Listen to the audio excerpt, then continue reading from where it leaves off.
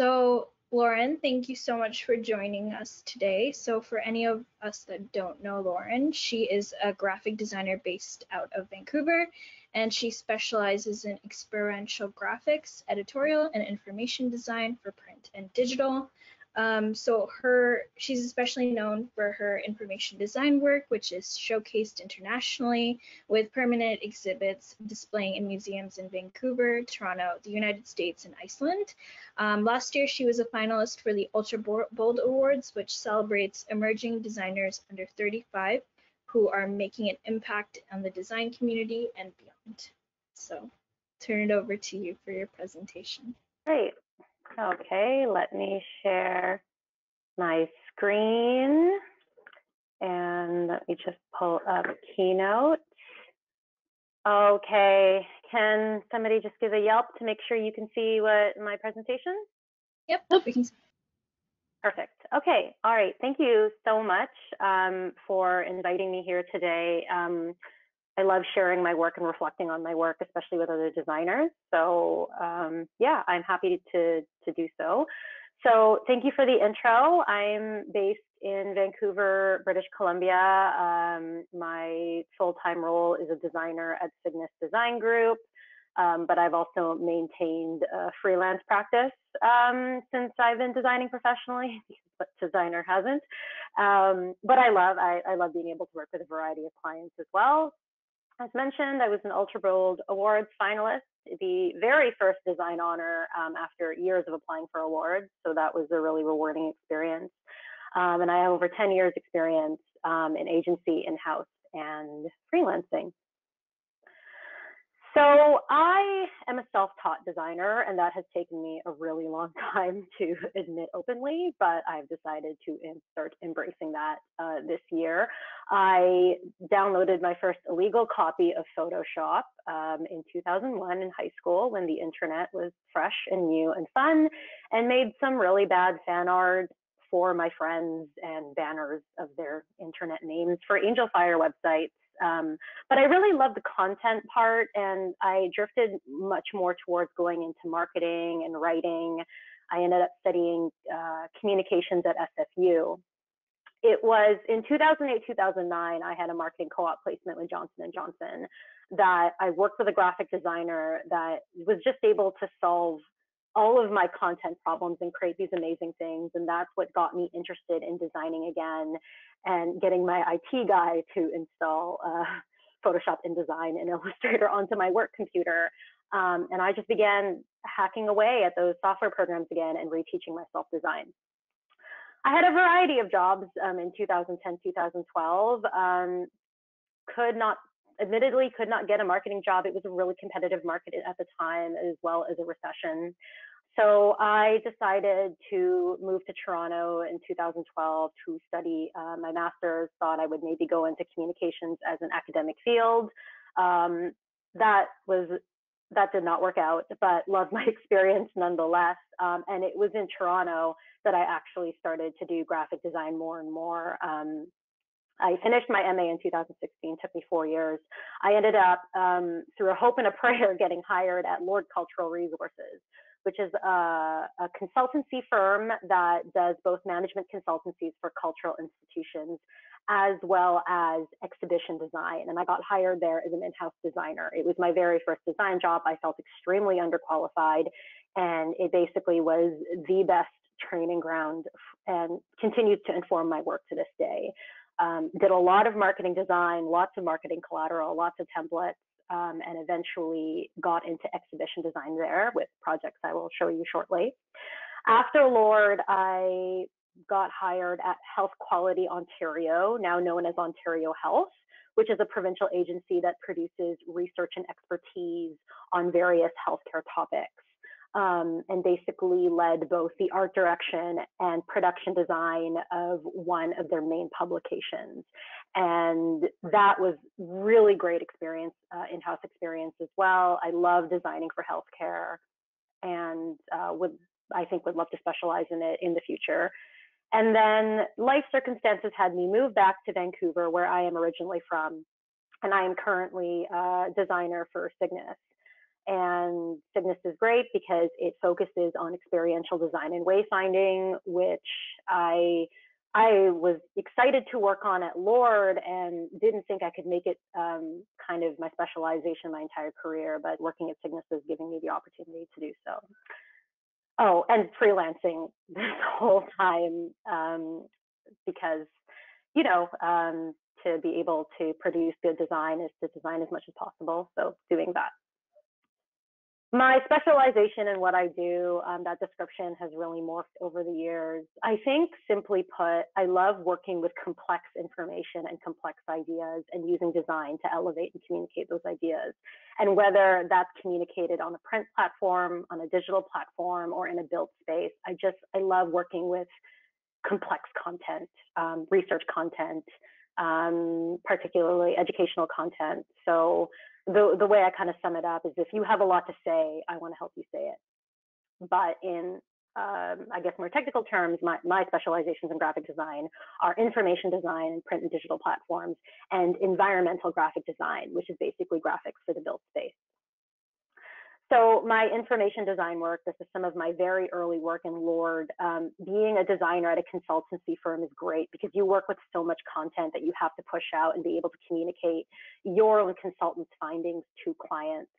So here's a strategic plan that we did for a park, and we basically branded it to showcase their botanical park, a publication, PowerPoint designs. Here's another one that we did for a cultural site, Lumpkin's jail site in Virginia, communicating a community engagement project.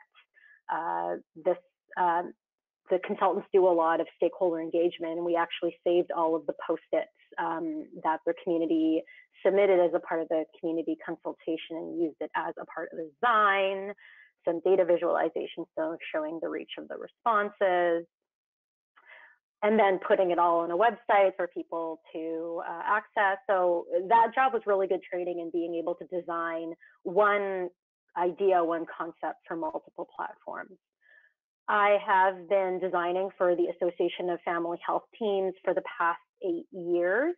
I do all of their conference materials every year, and they just let me go for it with their brand, which is awesome. So I get to just thematically just experiment from the ground up every year.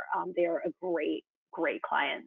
And so at the bottom there is their annual report, and at the top right is their conference program.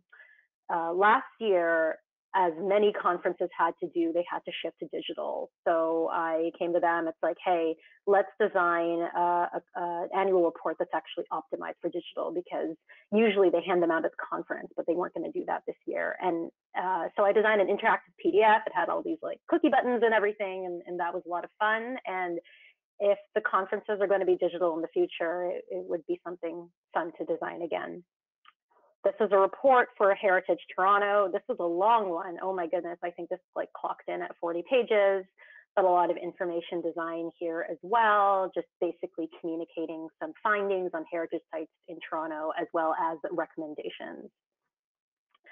This is my work for Health Quality Ontario, and I basically handled both creative direction as well as production design for the Quality Standards program.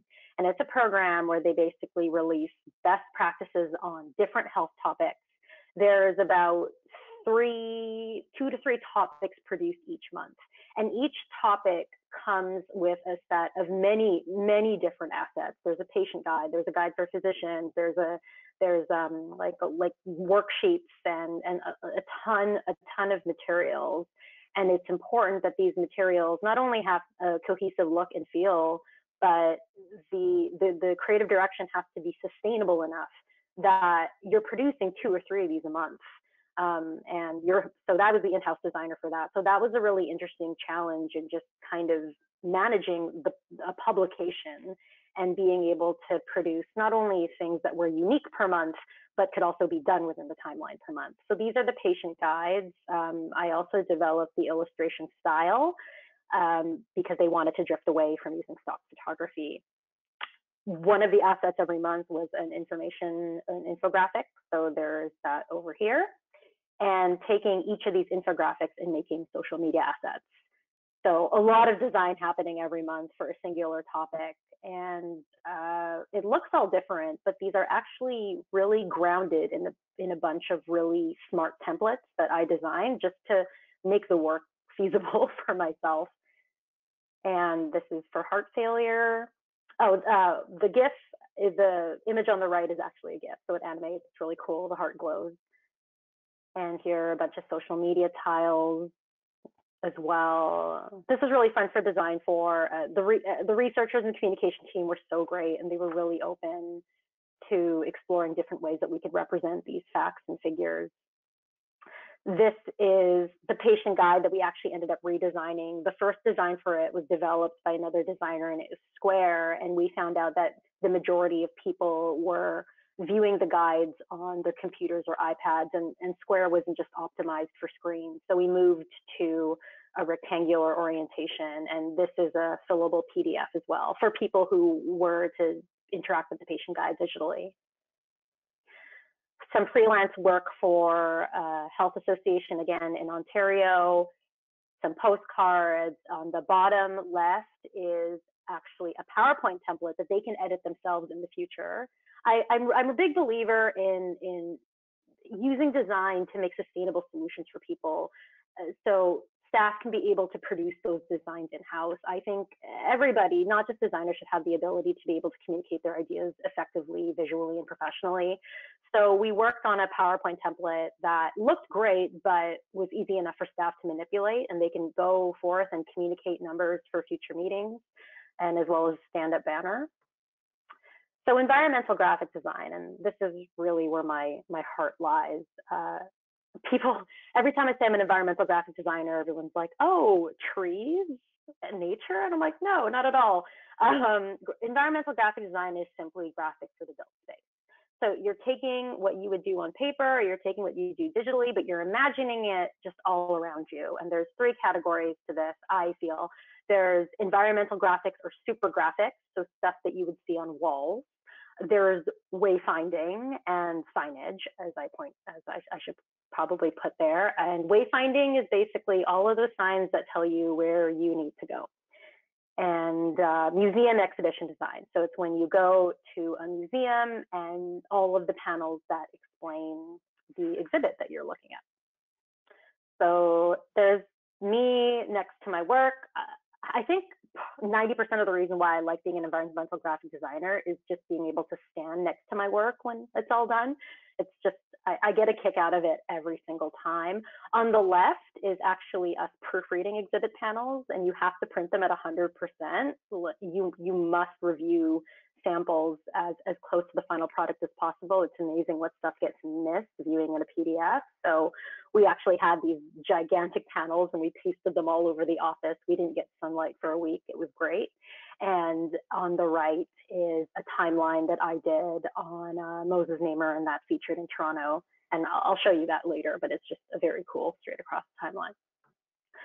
So office graphics and wayfinding at Cygnus, they do a lot of projects of just enhancing people's workspaces. I think a really interesting topic, as this year, with many of us working from home, I think it will be up to offices.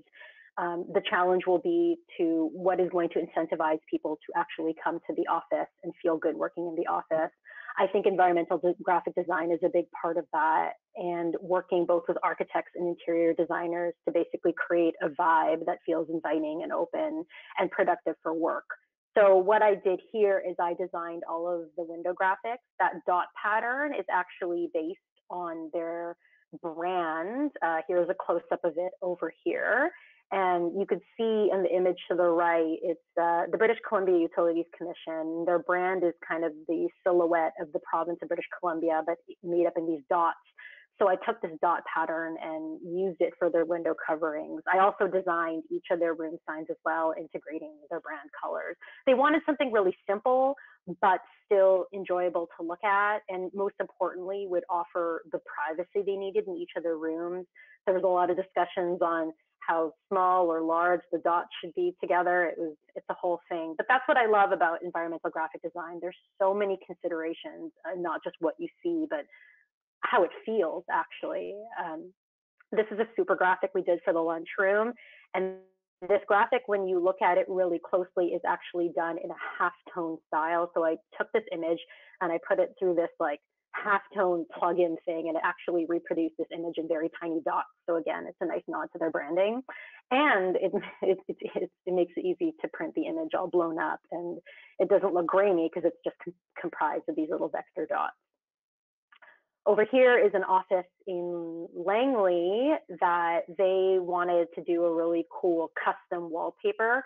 So this is actually a trace, Langley, BC, for those of you that don't know what Langley is. But this is actually based on a Google map of the municipality, and we made it kind of into a watercolor style. And the thing that I love about this wall is the staff started playing, this was pre-COVID, but the staff started playing a game that when people were new, they would basically put Post-it notes on where they lived on the map, which I thought that was just a really cute way of interacting with my design. So here it is replicated as blue in a different room. And here's the treatment extending across the windows and various glass, and a very subtle use of the treatment on the image on the right over there. And I'm really big on making the graphics. Like, I love it when it continues from the walls onto the glass. It's those little details that I think really take an environmental graphic design to the next level. Here's another office. They wanted something big and natural and modern, so I did these custom plant illustrations. All of these are based on BC plants. And the plants that I specifically selected are really resilient, hardy plants. It's an office that focuses a lot on social services, so they wanted something to tie into what the mission statement of the work was. So sword ferns, dogwoods, really resilient BC plants that have been around for a very long time. There's the treatment over here. I think these leaves are like elm, I believe, but that leaf treatment continues throughout the entire office. And I also spec the signage as well. Environmental graphic design, a big part of it is materials knowledge. And so it's like that, again, environmental graphic design is so cool because you're actually thinking of recipes almost. That's the way I think about it, of how to make your assets work. So these signs are acrylic with a cool kind of wood covering with 3D dimensional text. And it looks simple in the PDF, but when you see the sign in real life, material can really elevate a design. This office I just recently finished using a double exposure concept that was printed across triptychs. I wanted to find a way to give them a really great image, but their walls were so big and they definitely wanted photography. And they definitely didn't want to pay like $1,000 for the stock photo. And I was like, oh boy, how am I going to give them the wall graphic they want and make sure that this photo works out well? So I figured with going with triptychs, I wouldn't have to make a wallpaper per se. Wallpaper concepts are far more successful with vector graphics, as you can imagine. But with photographs, they get a bit dicey and they get expensive. So the triptych option was really great in being able to produce these photographs, but just on a smaller level.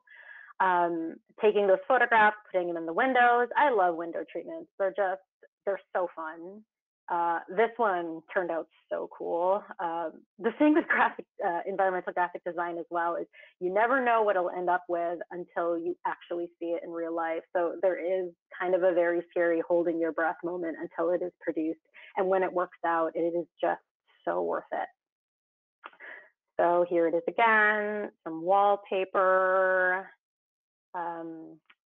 Zebra graphics over there, and again continuing the flowers from the wall over to the glass, and signage, which a lot of people overlook, but I love signs. I love how they can add clarity and just give the space just a little bit more oomph and just a little bit more of that look and feel. I designed the external signage as well as a bit of very simple wayfinding over in the space. And this is just a view in the back end. You have these graphics, but this is the level of work and detail and rigor that goes into them. So these are the PDFs that is circulating amongst the architects and the fabricators and all of the stakeholders under the sun. And you are literally itemizing every single thing and what it's going to be made out of and what the measurement is. And it's a lot. It's stressful. This project is a wayfinding project, and this is just straight up wayfinding. This is for a new wing in a hospital here in BC. What you see here is every single sign that we have planned, of every single directional sign and where it's going to go, that I had to plot out. There was over 300 signs in general, and as you can see, so many different types of signs. So this is what you start out with. You go to the space, you walk around the space, you decide where the signs are going to go, you plot them out, and then you actually draw out all the signs and you put them on an elevation like this and make sure everything's cohesive. Sometimes you get to design the brand of the sign yourself. Sometimes the brand is given to you and you have to follow what the standard is existing in that space. Also, here's each type of sign. And then you go and make mock-ups of the signs. You just go ahead and you print them out and you paste them everywhere. And then you actually will do, so we did a walk around in the hospital and see if the signs work there, should we move them? Holding out our sign plan, printed out really large, circling, making edits and changes. And then the signs get installed and you're like, wow, this wing of the hospital didn't even exist. It was studs when you first did the walkabout. And to see something go from literally nuts and bolts to a completed building, let alone a hospital, is extremely rewarding. The beautiful environmental graphics that are happening along the side of the highway, the side of the hallway, is not my work. It's a different agency's work, and they did a great job. But I think signage is just as important, and it was important for us to keep the sign simple to be able to work with the really great environmental graphics they had planned. So EGD is really great in the amount of collaboration that needs to happen to tie a space together. This is my work for Iceland. It was one of my entries for RGD. It's a museum in Iceland that focuses on the natural flora and fauna. Just a really beautiful space and really beautiful graphics, lots of really interesting built forms and shapes to design for. So I work with architects and they would literally tell me, we're gonna build a pillar, it's gonna look like this. Here's all the text, can you make it fit? And it's like, oh, okay. So it's a lot of problem solving, especially for exhibition graphics. Oh gosh, this was a timeline. So this is actually a better image. So every single one of these boards that you see here is a separate art board, like on Illustrator. And because they had to, that's the way they had to be produced. And I had to make sure that that damn dot lined up across every single panel. And I believe there were 60 panels in total. It was a lot. It was extremely challenging, but it looks amazing. So it all worked out. Here's one of the rooms again. And then this I did for the University of Michigan, again, designed all these panels. I did not come up with the creative concept for these two museum designs, but I did take the concept and push it into production. And I think there is not enough shine given to the people of the process. So take the concept and take the art direction, but actually have to make it work once the content is finalized. It's extremely hard work. It takes just as much problem solving, just as much design thinking, I would argue. So I'm really, justice for production designers. I think they work just as hard as the people thinking of the concept. Here's a couple of interactives that I helped design, all these dioramas. And with exhibition design, what you'll get is you'll get the size of the panel, but you'll be told, oh, there's artifacts that have to go on it. So you have to make sure in your designs you allocate space for that as well. This is a portion of the exhibit where I actually got to do the creative concept. They needed a new one. They decided to change it up. They didn't like the concept that was developed for them before. So this one I got to do both creative and production. That over there, just fun interactive. Yeah, this project was over 5 years in the making, so many different designers. Here's a small itty bitty one for the Richmond Olympic Museum featuring all of the mascots over the years. And then here's the Moses Namer exhibit. And this is just one timeline straight across, both English and French. With many of my museum exhibits, a lot of them are bilingual. So that's really interesting, having to fit 2 languages into a space. And this is a heritage room in Humber. And I actually don't know if this is produced yet. I hope it is.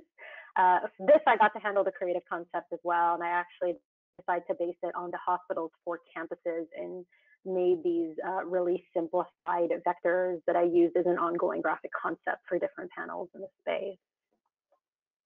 They wanted a way to tie all of the campuses together in this one heritage room, so we thought that was a good way of doing that. And that's everything. Please ask me anything. I love talking about what I do, and I love talking about design. And yeah, thanks for having me. Thank you. If it's okay with everyone, I guess I will ask the first question. I often have this issue when I work on infographics or anything kind of information dense. I get very overwhelmed by the information. So I was wondering if you had like a system, or like how do you go about like organizing all of that? I know that's a very nerdy question, but it just yeah. So yeah, not a problem. So just to make sure I understand, basically dealing with all of the information and content that you receive for information design projects. Yeah. Yeah, that's an excellent question. And with information dense projects, workflow is everything. And you have to, I really believe in setting really strong boundaries from the jump, especially as the designer. When I take on an information project, I ask 5 times over at the beginning, where is the content at? Is it final? If the content isn't final, I'll do some creative schematic design, but I make it very clear that I do not lay out content, and that it would actually be inefficient to lay out content until content is to 90% final. So when I work in exhibition designs, it does follow some strict phases. There's schematic design, detail design, and construction documentation. So in schematic design, it gives the content people a chance to work on the content, and you will just produce mock-ups, and you just use placeholder text, and you get them to really firmly approve the schematic design before you move on to detailed design. And at that point, you really want to make sure that the content is more or less final. Obviously, not every workflow is perfect, but I really strongly believe in asking those clear questions at the beginning, and making sure you get the buy-in you need before actually producing the designs, in order to avoid that back and forth down the road. Also, I should mention that, and I don't know what your experience with this is, that it's your job to design. It is not your job to rewrite content, unless you are actually in a role where you put your hand up and you're like, I'll edit the content as well. But don't edit the content. That's not your job. If you have been given something, let's say you're doing an infographic and they're like, here's the content, and you're making this design and you're trying your hardest, but the amount of content that they gave you, it is just not working. Like, they gave you a paragraph this long to put into a tiny little box. Don't be afraid to contact them and be like, I've tried laying this out. The content is really, really long. I've worked with it a couple of times, but I think it would be best if we tried to find a way to shorten it. There's nothing wrong with putting that forward and starting the conversation, as opposed to holding that secret in your heart as you're trying to make 100 words fit in a box that can only accommodate 20. So. Thank you. That was really great. There is a question for you in our chat. So Alyssa asks that I haven't made any wayfinding graphics. How do you set up your files to be printed at such a large size? Thanks. That's a great question. So production specs are extremely important, especially for wayfinding. You're working with signs that are 9 feet wide at times. Vector is the way to go. Yeah, that's the short answer. Illustrator for your signage. Vector, you're going to get clean file sizes every time. Also, design to scale, super, super important. When you start, if you ever get a wayfinding project and they're like, we need 10 signs around this park, find out how large those signs can be. And when you lay out your artboards, actually make them the size they are. Now, of course, if there's a sign that's 10 feet wide, I think you can't literally put a 10-foot wide artboard at 100% in Illustrator. I recommend a really great plugin called Cad Tools. Cad Tools is worth it. If you install it, you can actually, when you input your artboard sizes, you can actually, how do I explain this? It'll basically create an artboard that's like 50% of what 10 feet would be. So you know your signs are always to scale, but it makes it a manageable size that your computer is not going to explode, or that it can actually fit on Illustrator.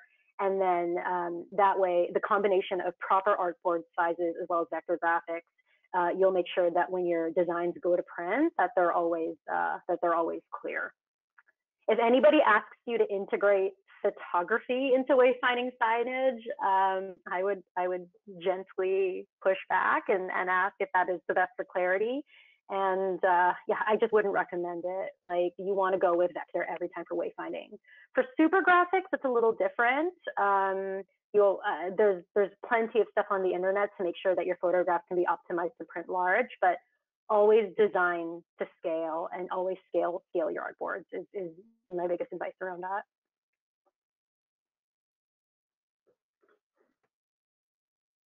I have a question that sort of ties into that. I'm just wondering about like how the proofing and prototyping process works when you are working on projects that are so large in scale, just in terms of like with the concept that works or doesn't work, like how that part of the process works. So with a lot of the projects, there's a very clear delineation between schematic and detailed design. So with schematic, we all try to keep in mind, and I have to remind clients of this as well. And working with Cygnus has been really great practice in terms of really strong client communication, because it's not the client's job to know what the difference between schematic and detailed design is. It's yours. You're the specialist here. But it's really clearly communicating to them, like, we're in the schematic phase right now. Right now, we're just approving vibes. We're just approving look and feel. And when you can get everyone on the same page to kind of focus, what is the problem that we're trying to solve in the here and now, you can basically produce approval documents that only focus on look and feel and only focus on branding. When that's done and they decided, we want to go with a green theme, we want to, with these schematic documents, actually, I wish I included some screenshots for you. These schematic documents are still quite detailed. Like, I will have a page for benchmarking images, just like, here are some inspiration images that will inform the graphic concept of your exhibit. Here is what one panel will look like. This is what a wide panel will look like. This is what a more narrow panel will look like. And it doesn't have content, it's just placeholder, but these are what the fonts are. This is what the size of the header font will be. Once you get the schematic approved, you really hold it to them that this is the look and feel moving forward. And then so for detailed design, when you're actually importing the content in, I definitely have been in situations where they'll see the content in and they'll be like, could we actually make everything like brown? And it does require a lot of communication of, we went with green. That's what was approved in schematic. And if that turns into a potential conflict, then that requires a discussion, and I'm going to get a little technical, but that actually requires, ultimately you have to give the client what they want, but that's going to require an extra discussion on scope and fees, to be honest. Ultimately, with the project, with the big plants and everything, I designed actually something completely different. It was still plants, but it was a completely different design. And then we actually started doing detail design, and halfway through detail design, they didn't like the first plan concept anymore. They're like, I'm just not feeling this. And I had to very clearly communicate, like, I think it was leave, but it was more of a repetitive pattern. And midway, it was just like, we don't like this anymore. And that's fine. And ultimately, you want to make the client happy and you want to give them what they want. But I had to have a conversation alongside talking with my manager and bringing my manager in when appropriate, and just have a calm, open discussion of how can we pivot? How can we pivot while still maintaining project scope? And if you're still not satisfied with that pivot, how many more hours do we have to add on to the project to be able to deliver you what you want? And they did end up adding 6 more hours onto the project, so we were able to bill extra for that, and then came up with a new concept, and then they were happy moving forward. So Thank you. yeah, I hope that answers your question. Totally. It's a dance. Like it's really it's tricky, but with practice, it can work.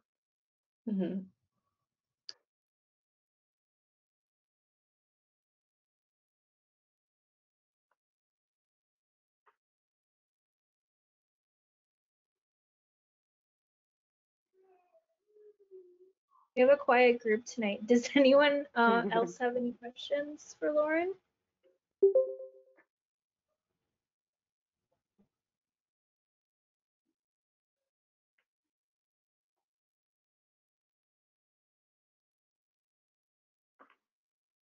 We didn't lose Loren, did we? No, still there. Oh, for sorry. me. I'm just looking at the names. I'm also like trying to There desperately you are. stop sharing my screen, and I don't quite know how It's to do not it. letting you. Oh, there it is. Oh, wait, nope. Remote options, make presenter. I can do that. Is it this stop button? Stop sharing. Okay, thank you. Sorry, you had to stare at that emoji for like an uncomfortable period of time. I was just like, oh my God, how do I make people stop sharing my screen? Yeah, does anybody have any more questions for me? I'm on mat leave, so this is like literally the first human conversation I've had in weeks, so I'm really jazzed. Well, we are very appreciative. I have one more.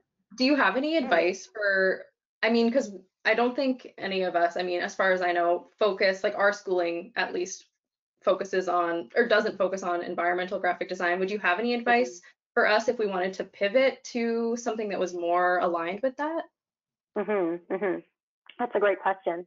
So yeah, there's a couple of ways that you can go about it. So one is, if it's something that interests you, there's obviously nothing is stopping you from going ahead and taking on a personal project. And you can probably find a mock-up, like a Photoshop mock-up that will superimpose any designs onto a wall, like a nice wall mock-up, and see how that goes. So just decide, like, I'm going to create some custom wallpaper. Like just pick a theme and go for it, and see how that looks. In terms of working in EGD, a great way to go about it is, one, if you can be an in-house designer, especially for an organization that does a lot of signage. So one thing I'm thinking of is a hospital, and hospital in-house design teams have to, well, they have to do it all. They got to do digital, they have to do marketing, they have to do print collateral. But a lot of hospitals are also tasked with creating new signs for different wings, or especially if you work for a hospital foundation, having donor signage is a huge field. And sometimes they like being able to do that stuff in-house, and you can show value as an in-house designer to be like, I will make these signs. So that is a really great way to get your foot in the door. Universities would probably be a good one as well if you're an in-house designer there, and just have a lookout and keep your ear to the ground to see if there's any possible signage projects. And every opportunity, they don't have to be these big super graphics. They can literally be like, oh, I hear we need new signs for that wing that's getting revised, or new wayfinding signage. And you can really show value initiative by being like, I'll do it. And you'll still need to work with a fabricator to produce the signs, but you probably will be able to negotiate a better price, as opposed to hiring someone like Cygnus to be able to do everything for you. So that's from an in-house perspective. There's also obviously working in an agency that specializes in environmental signage, any agencies that do museum graphics. So in Vancouver, there's Cygnus. Well, Cygnus doesn't do museums, also known as interpretive graphics. We handle more wayfinding signage, experiential branding. Architecture firms is a great way to get your foot in the door. So Public and HCMA. I'm listing BC firms in Toronto. Entro is like the mothership. Look them up. They've done some incredible work. So that's an agency as well. With agencies, you kind of have that catch-22 where they're like, and they want experiential designers with EGD experience, but how will you ever get the experience if you don't work for them? So which is probably a problem with all design in general, I think. But so that's why I really advocate for finding those opportunities in-house and freelance. Like maybe you'll have a client that they may not know they need environmental signage. All they know is they need a really big graphic. And if you step in to help them, what ultimately agencies are looking for is that you can design, that you have a sense of size, you have a sense of scale, you know how to produce projects that will print. And an extra bonus is materials knowledge, that you can tell the difference between different kinds of acrylics and use materials to really take your design to the next level. So a little bit of even that industrial design specialty, I think. And of course, knowing how to do 3D, but quite honestly, I've been telling myself for the last 3 years, like, you gotta learn 3D, Loren, and just, I have other people that specialize in that I can send my flat graphics to, and we work together to see if it'll work in the space. So maybe one day I will pick up 3D, but not right now. Cool, thank you. You're welcome. There was actually another question for you in the chat, so I'll just read it. So what about design makes you excited to start new projects and keep coming back? And this is from Christy. What makes me excited to start new projects? So what about design makes you excited to start new projects and keep coming back? In EGD in particular?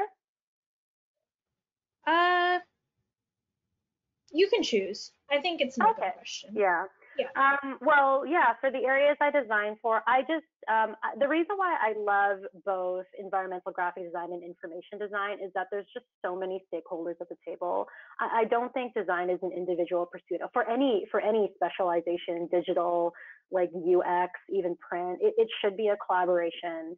And I love at the start of any new project to be able to work with different people with different expertise. Like that's just the best part. Like I love working with writers. I love working with architects. I love working with interior designers. I love working with comms people. And that really makes me excited to start every project. I was actually joking about this with my colleague yesterday, but specifically for environmental graphic design, I'm going to be straight up with you guys. Like these projects are intense. They can get really emotional. They're long. Some of them take years. Some of them have to be done in a matter of weeks. There's crying, like it happens.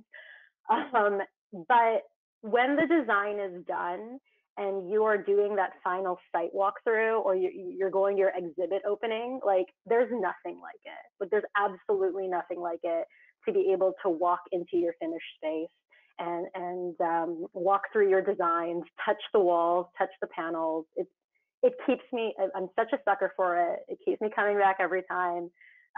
I'll do an ambitious environmental graphic design project and I'll be like, this is the last one. My heart can't take this. This is so stressful.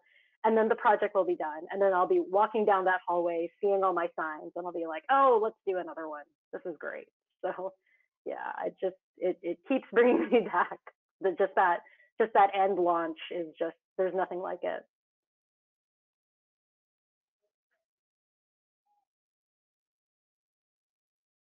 So I'll just read you Christy's response. So she said, thank you. I always like hearing of what draws people to design.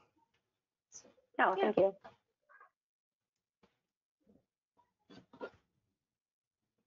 Anyone else have any questions? This is your last chance. Oh. Yeah, I think we're good. Okay. All right. Well, Loren, we're going to continue on with the rest of our meeting. You're welcome to stay. No problem. But thank you for coming and speaking to us. I think this is a specialization